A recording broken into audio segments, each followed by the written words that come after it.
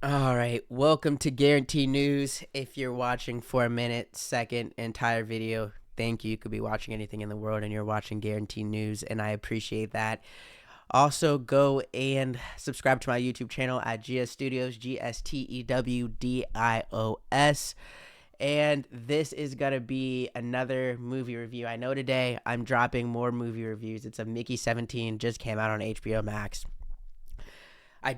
Today I'm also dropping a review of Captain America Brave New World, so go watch that if you're interested in that review as well.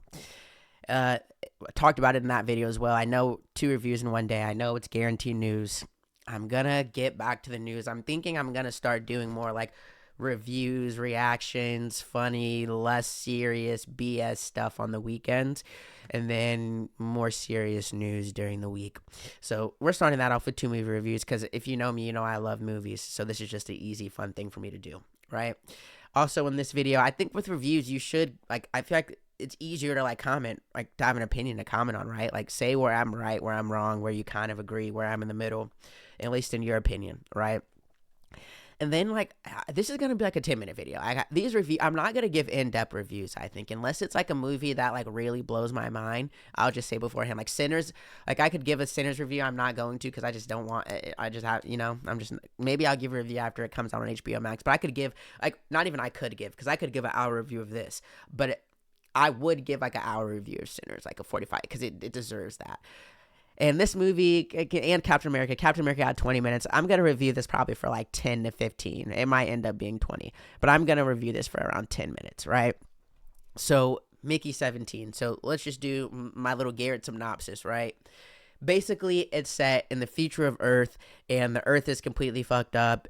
It's a science fiction movie. Earth is fucked up, and a group of rich people take a ship to find a new planet, and they find a new planet that starts with a M. And the rich people are, and let's go to the cast. The rich people, of course, they're evil, effed up, they're idiots. It's the movie's a look a little bit with the rich people and how they're traveling and what they're doing. It's a look on capitalism. It's a look on using people. It's a look on being totalitarian evil leaders. And Mark Ruffalo and Toni Collette, both actors that you know, and a lot of actors in here. We'll get to the cast. Really good cast, really recognizable cast, and acting was good. So these two are the rich people who are really messed up. They're a parasite to the ship and the Earth, and you could make this is how I could get into talking for many million reasons. You could make the argument that these guys are the people or part of the parasites that ruin the Earth, so they had to go and travel to a new planet to become parasites on that Earth, and they're parasites on the actual ship, but they're the leader of everything. It's interesting in that way. So yeah, these rich people take this ship with a bunch of people that basically are going on the ship to just work for them. And that's how they're getting to the new planet and the planet they're going to. And the main character is Mickey, played by Robert Pattinson, and another really good actor that I really do like a lot.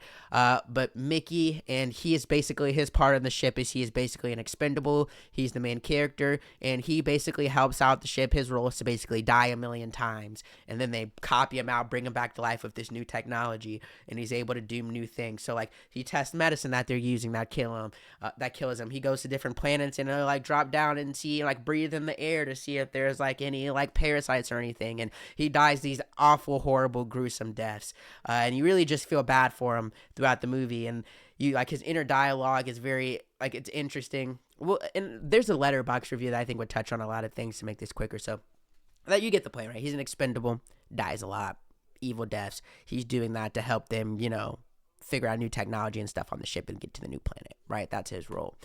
Then he was supposed to be killed on this mission. He wasn't killed, went back to the ship, and he becomes a double, right? Because every time they kill him, they print out a new him, and they thought he died. He didn't die. He came back to the ship, and they make a double. And a double in the movie, again, this is not an in-depth thing. The double is a really big thing. Oh, we can't have doubles. So when there's a double, you have to kill all the people, all the originals, all the data. And it's also important to mention every time he's copied back out, he remembers his memory, but he becomes a little bit of a different version of himself, right? So that's pretty much the synopsis of the movie. Now let's get into the analysis, right? It was good. It was a good movie, and it was a really fun watch. Wasn't memorable to me or something that I think has rewatch value of the sense of years later I'll be I need something to watch and I'll go watch Mickey 17. but it was good. And the cast was excellent, and the acting was excellent, and it has a lot of familiar faces like Robert Pattinson. I mean, in my opinion, do I want to make this in a 10 minute? It's gonna be all in 10. He's one of the better actors of our generation. Just the different voices he can use, the different roles he's played. I really like Robert Pattinson a lot. And coming from Twilight to what he's done now, it's insane. Like, he's proven like the amount of actor he is. Naomi Aki, who's plays like Nasha Baird, like his girlfriend, wife, whatever you want to call it. I like her a lot. I was trying to remember what movie she was in. She was in, I thought it was a Black Mirror episode, but it was Blink Twice, which I can see why I said that, because it's Black Mirror-esque in the way of like technology and doing shit. But yeah, I like her a lot. She's actually, I've only seen her in like 2 or 3 things, and every time I see her, she's a good actress. She's very memorable. I like her as an actress a lot. And I hope to see her in more. Mark Ruffalo, come on now. Hulk, not Seven Deadly Sins, but what's the other one? Let me see. 7 Deadly Sins. It's not 7 Deadly Sins. What's the one I like? Shutter Island, but not for Shutter Island. But I do like him in Shutter Island. This shouldn't matter this much, but it's a movie I really like, so I really want you guys to see it. It's like the Zodiac. Why is Zodiac so low in Mark Ruffalo? But yeah, Zodiac, Shutter Island. He's in a lot of movies. You like but Hulk, if Marvel. But you like Mark Ruffalo, I feel like, if you like movies. Steven Yeun, Invincible, Beef, a lot of different things. He's good. Toni Collette, I don't know what she's in. I'm not gonna look, but she's in a lot of stuff. And then it was really good acting. Like, I liked her. I liked her character. Even though she like the little cute little scientist, nerdy scientist. I liked her character. It was a lot of good characters in this, and it was some good comedy. Now, I will say, I was surprised by how much people liked it in Letterboxd. And I think in my own thing, I think I had like a misperception of what the movie was going to be, because when I saw the trailers, I thought the tone would be a bit darker. But at the same time, I'm not mad that it wasn't. It was a good movie. Good movie, not great. And when I was doing this, I was thinking, okay, because just comparing the 2 movies I watched lately and the 2 movies I'm doing reviews on, like, what's better, Mickey 17 or Captain America Brave New World. And every time I film and I get to talking, like, my opinions change, stuff just sounds different. I start looking at things in different lights, because again, with Guaranteed News, I'm always trying to put myself in different like brains of thinking to give different perspectives. I don't know which one's better between Mickey 7. It's just a movie that I like watching, because it's close. It's close. When I think I'll get to that more. But I thought from the trailers it would be a bit darker of a movie as far as tone, and it wasn't, and I'm not mad at that. And I think it's a great family movie, actually, or like a great. Well, I'll show my kids this. I'm not gonna get into a whole nother conversation. I could talk for hours about anything. I think it's a good family movie, Black Mirror-ish in the way that it's like technology and stuff. Then you can see this shit really happening. You can see a bunch of rich people that are idiots going to a new planet and doing a whole bunch of harm and being fucked up and evil and mean. And people taking advantage of technology, and like the printer technology is like a Black Mirror thing where it's like focusing on the technology and then they go into it a little bit in the movie, but like the instances of how like that printing technology can be used has Black Mirror written all over it, in my opinion.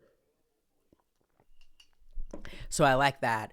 But let's just because I was surprised, like with the other film review I did today, I thought that and it got a 3.5 on Letterboxd, and I think Captain America got a 2.5. I think it should only be like a half a star difference in rating this movie. And with the other film review, I thought Letterboxd was a little bit too mean, maybe. With this one, I think they're a little bit too nice. Like, and I'll read this. She has the perfect review, Cindy. I follow a few people on Letterboxd. Some of them I don't know how I even started, but that's neither here nor there. Cindy has like a perfect review, I think. This has a charming zazziness to it that's in line with Bong Joon-ho's other English films. We'll get to that in a second. And there are lots of fun flourishes like voices and physical comedy, and the costuming is great. All that is true. Like, why do I keep forgetting his name? I don't know why I keep doing that. Robert Pattinson. I keep wanting to say Christian Bale for some. Maybe Batman. But Robert Pattinson, like, if you know, like, his voices, the things he can do, like, when he was in, like, the cartoon movie that's really good. The other, like, it's like a... What is it? In The Lighthouse, the voices he uses are amazing. And then he's in a cartoon movie. I'm not going to get into it, but he has a lot of range, right? So that's something about this that I like. So the voices and physical comedy and the costuming is great, but it's all in service of something that feels surprisingly samey and all over the place. Might deserve a second watch, certainly not bad, but I had a hard time jiving with the tonal and structure and even thematic fluctuations. Some is from the source material. Some of that is from the source material, and I think this is a book. It is a book. It was a book before, but this is kind of how I feel. Like a lot of things done really good, but just the feeling of like, I was looking at my phone a lot during this. I was like pausing and replaying certain things. Like it just it was a good watch. It was a good look on the phone watch for me, but I liked it. I don't want to make it seem like I didn't like it. And this by Ethan, she gives it 3 stars. I give it, I think 2.5. So we're like a half. I think me and Sydney, this reviewer, are really close on this. Ethan, he liked it more than I did. And we'll read his and be done with Letterboxd. I know directors who utilize subtly, and he might think I'm an idiot because I can't even say the word subtly. Subtly. That B when you read it is weird. Subtly, and they are all effing cowards. Sit squarely at the corner of Marx and Looney Tunes. I don't know about that. Will be entirely too blunt for most, but I, for one, appreciate any filmmaker who has this much contemptuous hatred for all the berserk capitalist, bloodthirsty, imperialist, and religious freaks who are slowly destroying our lives. And I agree with that. Like, I like the fact that it had made a funny joke of how all these people running the world can really be idiots, but they're really evil and mean and sick, but they're really not smart. And that commentary and clear theme I like. The corner of Marx and Looney Tunes is giving it like Marx, and I get what it's saying. What's so complex to so fun, I get what it's doing. Marx is giving it a lot of complexity,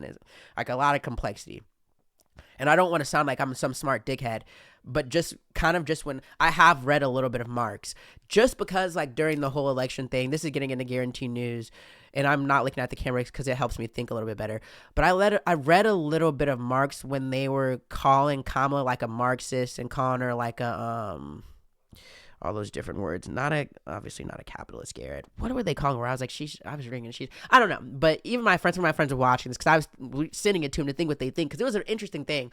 I'm getting into a whole other thing, but Marxism is giving it a lot. But okay.